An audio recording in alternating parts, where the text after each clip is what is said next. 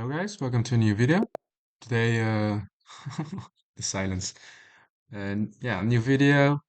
Our opponent from Indonesia, 1696. Let's go. E4, French defense. And let's this time just play D4, the normal variation. Just playing very principled here, capturing the center whenever that's possible. He gives a check. I think we can simply play C3 here, getting this bishop away. With tempo. Yes, we have not gained the natural square for the knight, but that's for now, I think, no problem. We play knight f6, develop the other knights, and we'll delay the decision of this knight for now. c5, attacking this pawn. We could push, we could also go here. I think this is the advanced variation. I'm not sure about.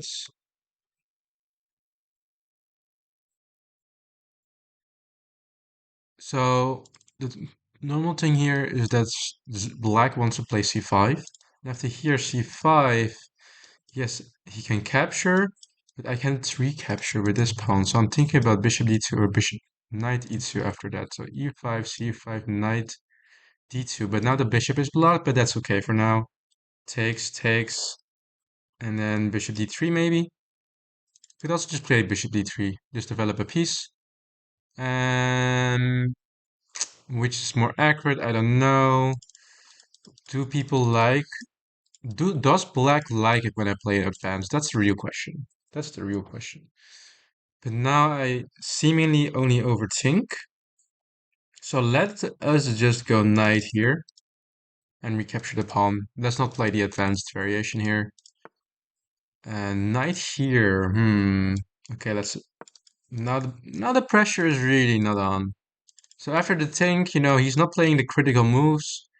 I think I can just he's either, cheating or he's just not playing well.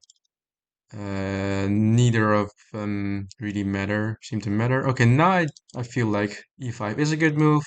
We have a potential sack here. Okay, he goes there.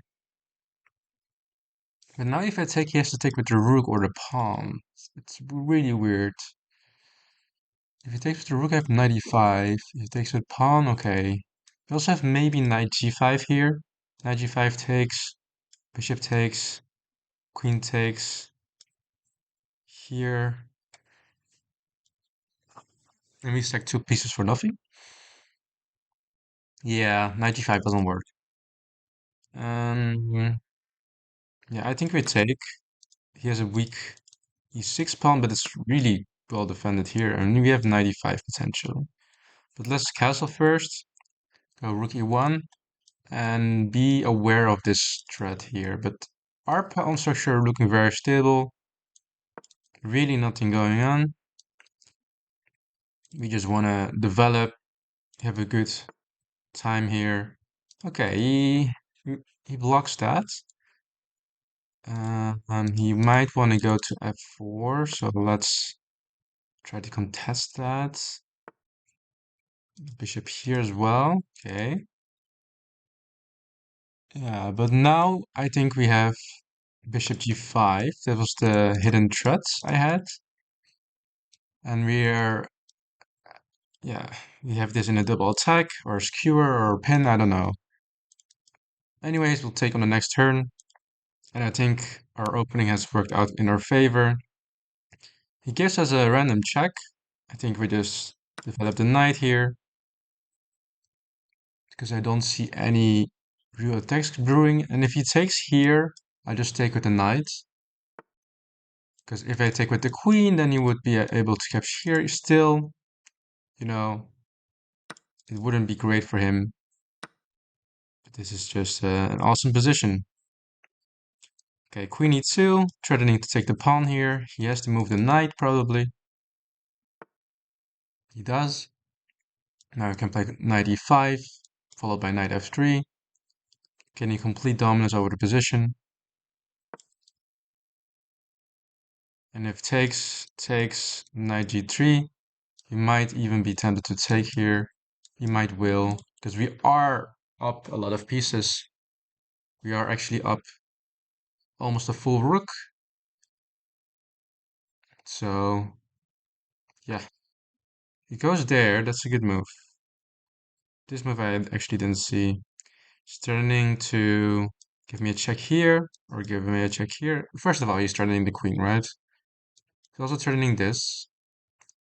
Seemingly, I can't really do much about it. Let's just play queen f3. After it takes, we just take, or we take like this. We'll see.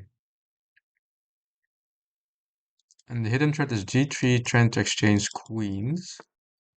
So he goes there. Okay. And what's the purpose of this move? What is he trying to do? Well, there's an obvious mating threat here. There's an obvious mating threat here, which wasn't that obvious to begin with. I think queen g4 makes sense. Queen g4, knight takes. Knight takes. So after takes, I have to take with this knight and not with this knight, otherwise this bishop is undefended. I go here, he takes here, I take here.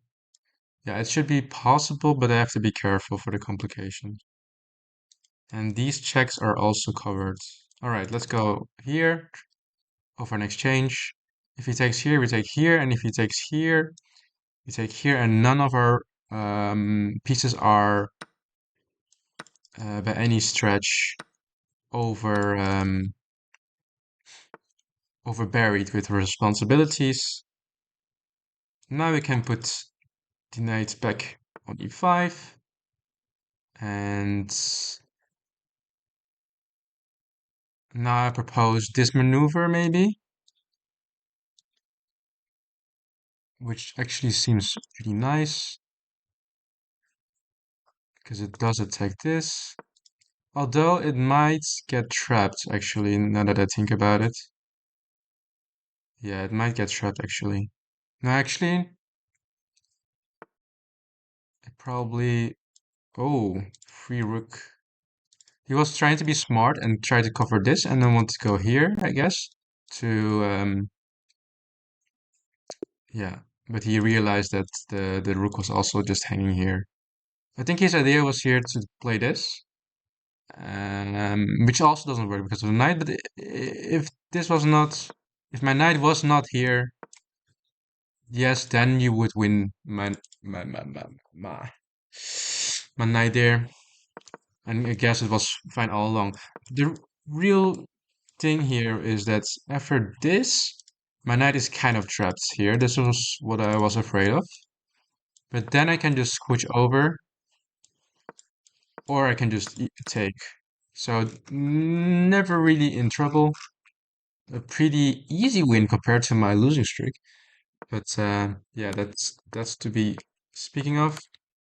Yeah, normally white opens here with d4 and then black responds with d5. That's the common way of dealing with this. And then white has a plethora of options here to choose from. You can play an advanced variation. You can play, I don't know what this is, but I think this is a very, it's called a winner variation apparently. And it's a very tricky variation for white. So black has a lot of theory and tricks you can use. And if white isn't being critical and doesn't know the lines, he will end up worse, or she. But bishop b4 just seems really weird because after c3 you have to move the piece again, and at that time I can develop the knight. This pawn structure is very stable. I am really satisfied with its play. Okay, e4, knight d2. I was thinking about maybe e5, but then c5 comes immediately at thought. And let's say I play a stupid move. I cannot retake with the pawn because the bishop is pinning the pawn, so I have to take with the knight. This pawn is in turn getting weakened and could be easily attacked via these routes. Um, so I wasn't really in favor for that, and I played knight here, bishop here, castles, and now e5 really seems to be a good idea. He plays this, but usually you only play this when you can recapture with the knight. because every other recapture is kind of unfavorable, which we saw here. And after rook e1, knight g3, he just fell right into our trap. I think our best move here is h6, or after he goes here, he has to play h6 maybe, stopping me from going bishop g5. But he was clearly in his own plans, and we could play an easy bishop g5, win the exchange. He also sacrificed the piece for nothing here, which made the conversion so much easier. Yeah, so pretty easy game. Very anticlimactic. I think our opponent was just too much in the mood for sacrifices, but they don't always work, seemingly. Yeah, see you guys in the next video.